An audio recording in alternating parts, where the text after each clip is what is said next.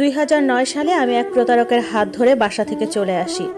আসার সময় বাসা থেকে মায়ের 5 ভরি গহনা আর বাবার বেতনের নগদ 20,000 টাকা নিয়ে প্রতারকের সাথে পাড়ি জমাই নতুন জীবনের আশায়।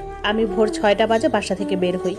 2009-এর দিকে ও ফোন এতটা সচল ছিল না 2021-এর মতো। প্রতারকটা আমাদের এলাকার ভাড়াটিয়া ছিল। চিঠির মাধ্যমে তার সাথে আমার প্রণয়ের সম্পর্ক গড়ে ওঠে। 2009 সালের কোনো একটা সকালে তার সাথে আমি বসে থাকি রেল স্টেশনে।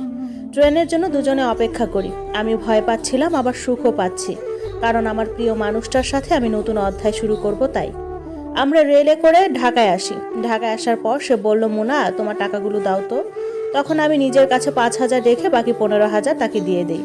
আর সে আমাকে বলে, কত এনেছো? আমি তাকে বলেছি 15,000 এনেছি, আর কিছু গহনা। সে শুধু আমাকে বলল, গহনাগুলো সাবধানে রেখো। আমরা একটা খাবার হোটেলে ঢুকি আর নাস্তা করি। হোটেল থেকে বের হয়ে সে মোবাইলের দোকানে ঢুকে।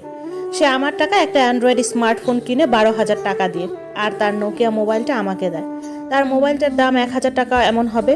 সে মোবাইল কিনে আমাকে বলে, এ শহরে এমন দামি মোবাইল না থাকলে ভালো চাকরি জুটবে না। আমিও তার কথা বিশ্বাস করে নিলাম। এরপর সে আমাকে নিয়ে তার বন্ধুর বাসায় ওঠে। বন্ধুটা একটা রুমে থাকে, সেখানে আমরা দুইজন। রাতে আমি আর ও নিচে থাকি, আর বন্ধুটা চৌকির উপরে থাকে। সে রাতে আমার কিছুতেই ঘুম আসছিল না। পরের দিন সকালবেলা তার বন্ধু চাকুরিতে যাওয়ার পর সে আমাকে বলে, দেখি তোমার কাছে কি কি গহনা আছে। আমি গহনাগুলো বের করে তাকে দেখাই, আর টাকাগুলো আমার কাপড়ের মধ্যে লুকিয়ে রাখি। তারপর তার সাথে আমার দৈহিক সম্পর্ক হয়। এভাবে কয়েকদিন যায়, কিন্তু সে আমাকে বিয়ে করছিল না। আমি তাকে বিয়ের জন্য অনেক চাপ দেই, তারপরেও সে আমাকে বিয়ে করছে না। সে আমাকে বলে, ভালো দিনে বিয়ে করতে হয়, আমি তোমাকে শুক্রবার দিন বিয়ে করব। আমিও তার কথা বিশ্বাস করি।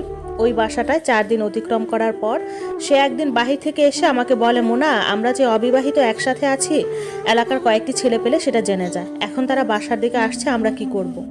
এটা বলার কিছু সময় পর 3টা ছেলে আসে, আর আমাদেরকে নানা রকমের বাজে কথা বলতে থাকে। ও ছেলেদের কিছু টাকা দিয়ে ম্যানেজ করতে চায়, কিন্তু তারা রাজি হয় না। তখন ছেলেগুলো বলে তাদের সাথে আমি শারীরিক সম্পর্ক করলে তারা নাকি আমাদের ছেড়ে দিবে। আর তার বন্ধুর বাসাটা এমন একটা জায়গায় ছিল, আশেপাশে মানুষ আছে, কিন্তু বাড়ির দরজা আটকিয়ে দিলে কে কি করে সেটা কেউ খোঁজ রাখে না, আর দেখাও যায় না। আমার তো শয়তানটার নামও বলা হয়নি। শয়তানটার নাম ছিল রাজীব। তখন তারা আমাদের বিভিন্ন ভয় দেখায়। এক পর্যায়ে নিরুপায় হয়ে আমরা রাজি হয়ে যাই।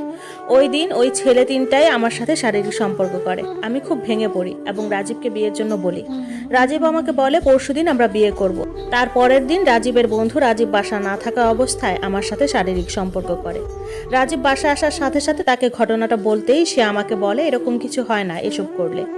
বন্ধু মানুষ থাকতে দিছে আমাদের, তার সাথে না হয় একটু সময় কাটালা, তাতে কি হয়েছে। আমি তার কথা অবাক হয়ে যাই, এটা কি বলে। সেদিন রাতে রাজীব আমাকে বলে, চলো আমাদের বাড়ি